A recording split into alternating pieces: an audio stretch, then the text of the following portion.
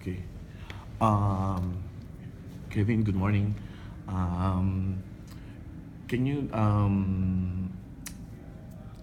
give us a brief background on what you do at Ribbon? Sure. So I'm Kevin Isacks. I'm responsible for the Microsoft Teams relationship, so the Microsoft relationship, both Skype for Business as well as Teams. So effectively, working on the technical aspects of the product to basically have a much tighter and more integrated solution there, and then as well as designing and effectively working on the go-to-market of the Ribbon Protect product, which is our security and analytics platform. So it's basically looks for denial of service and fraud and any kind of intrusion into the system. How big is the market, do you think, for this market? The opportunity for this market. Not the right person to be honest. For which part of it? Those are two very different markets. So I mean, for Mike, the one you're heading, the division that you're heading, with regard to implementation to projects, all over the world. Is that a vague question? it's not so much vague. It's Difficult to put a number on it. It's very difficult to put a number on, and also we don't typically break out into different regions and stuff, geographies. So, yeah. Okay. Security is a big issue right now, and how is Ribbon, addressing this issue? So Protect is basically our key security platform. However, we've always done security because session border controllers ultimately are security elements. Okay. Right, the just in the name itself, right, session border controller, right, you can think of it as like a real-time firewall. So we've been basically very strong in that space since the inception. We had some of the first session border controllers ever developed, and they're responsible for acting like a traffic cop, right, where they basically block the traffic that shouldn't come through, the malicious traffic, and allow the good traffic to come through. Right, very important for things like call centers, your enterprise PBXs, and then of course the infrastructure and the carriers as well. So we've traditionally always been in this space. However, there's now, because of big data, we're able to take all the data from those different elements and actually amalgamate it up into a big data database and now look for anomalies. So we can look for attackers, we can look for, and we can have the different devices actually talk to each other.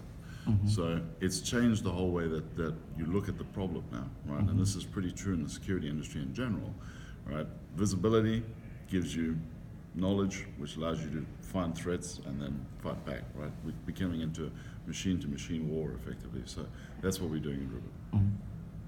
You mentioned call centers. The Philippines, would like Very to, strong, yeah. likes to promote itself as the call center capital of the world, and I'm not sure if probably you might be familiar with the Philippines because I heard Yeah, you're married to. My wife is Filipino. Yeah. Wow.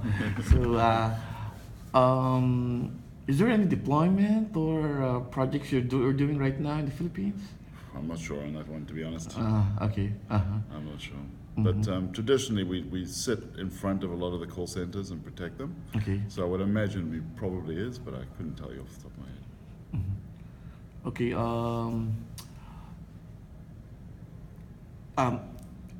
Cloud is also big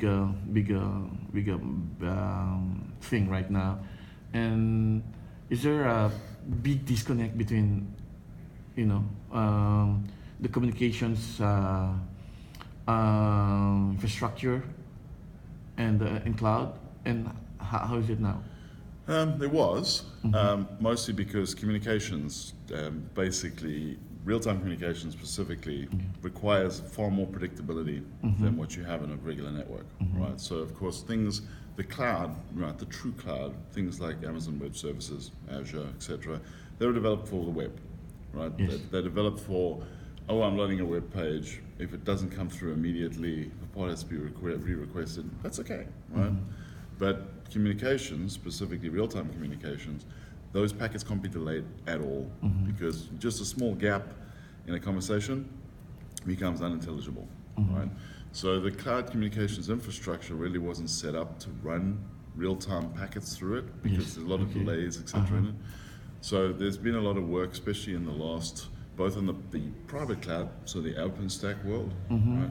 And then in the public cloud, so the Amazons, the Azures, etc. I would say the public cloud started really in the last 18 months. Now it's gotten to the point where you can actually run the telecommunications components in the public cloud and effectively get good throughput, reliable, good audio quality, etc. through it. So it wasn't up to it to start with, but it is now.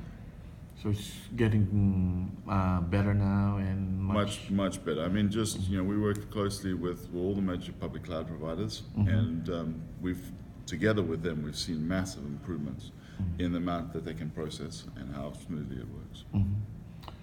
Yeah, I was talking with Sanjay yesterday about AI and machine learning with regard to Robotics, UC. yeah. Yes.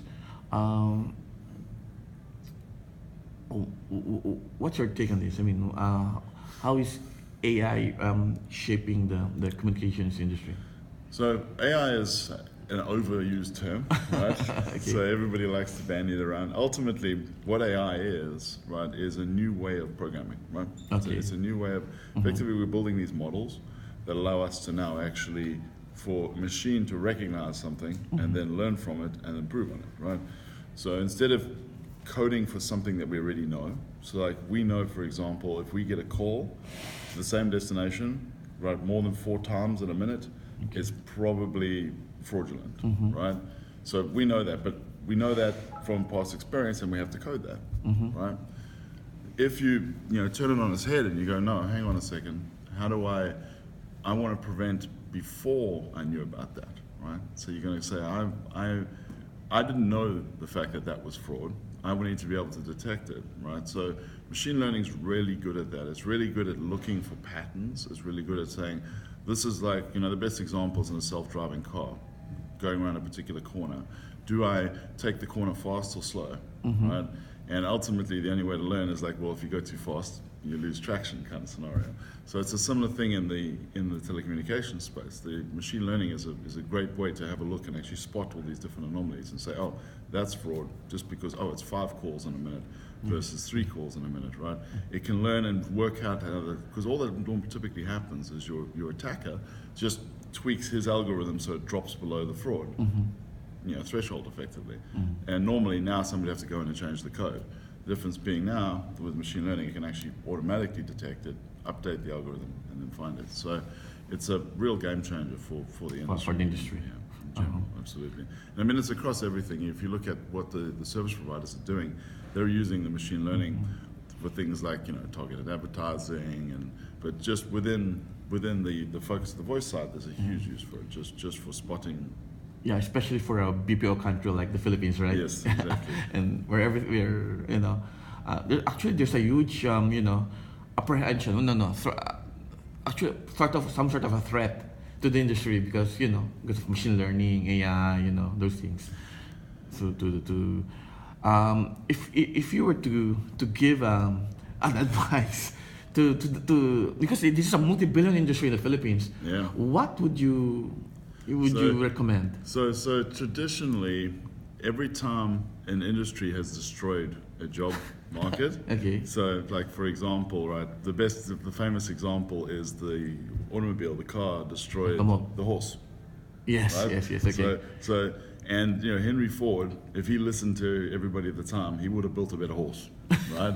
But he didn't. He built the car, Yes. right? And then of course what happened is you had then thousands of millions of jobs building cars. Right? So machine learning effectively is changing the jobs that we know, because now, and the same thing with computers, right? I mean, computers, an actual computer was a person, right? That happened to use a calculator to compute things. Now computers are machines, right? So this happens all the time. Effectively, the best advice I can ever give is that keep up to date with your skills, right? That's the thing. As the world evolves, it's retraining ultimately. That's the way I look at it anyway. I mean, you upskill. You learn new skills to upgrade. Exactly. To prepare for the.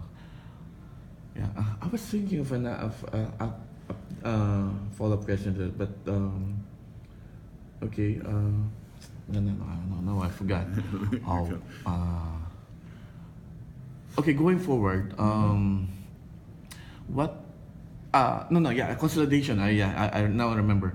Do you think the consolidation in the sector would continue in the next, or has it reached some sort of a plateau or something? No. Will there be more consolidation in our industry? Ultimately, if our customers are consolidating, i.e. the providers are consolidating, then yes, there's potential for more consolidation, right? Because ultimately, you cap out on who you're selling to, so there's potential for more consolidation in the industry. Oh, okay. It's okay. Wait, going forward, what would the communications industry be like in the next couple of years?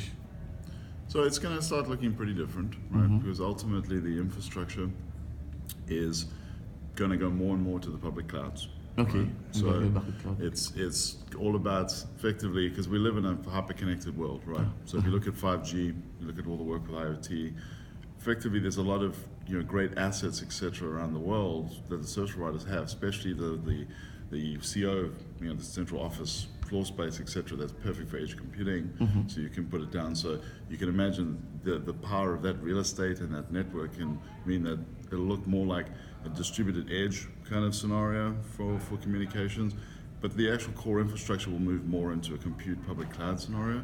We've seen the first phase of it with NFV, right? So that's now effectively the private cloud version. But I firmly believe that over time it'll be similar to how the tower industry went. Instead of having everybody just in one service provider's network, and then each service provider has to build their own. If you ultimately build it together, you can get an economy of scale through basically sharing it. You're effectively not really sharing it because yes, it's shared resources, but you're paying for it independently. So that just like we've seen in IT, I think we're going to see the same kind of reshape in the communications industry. Yeah. Okay. Thank you very much. No problem. Kevin.